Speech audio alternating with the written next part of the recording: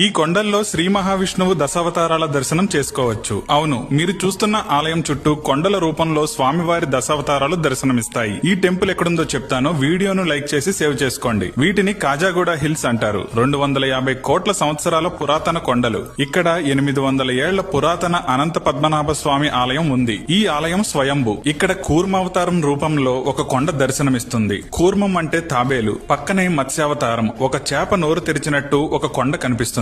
గజేంద్ర మోక్షం ఘట్టంలో ముసలి రూపంలో మరొక కొండ దర్శనమిస్తుంది. వరాహ అవతారం, అలాగే స్వామివారు స్తంభం బద్దలు కొట్టుకుని వచ్చినట్టు కనిపించే నారసింహ అవతారం, అలాగే స్వామివారు నిద్రిస్తున్నట్టు స్వామివారి ఆకారంలో ఒక కొండ కనిపిస్తుంది. ఇక ఈ ఆలయం పాము పడగ రూపంలో ఉన్న కొండ కింద ఉంటుంది. ఇలా శ్రీ మహావిష్ణువు దశావతారాల దర్శనం కొండ రూపంలోనే జరుగుతుంది.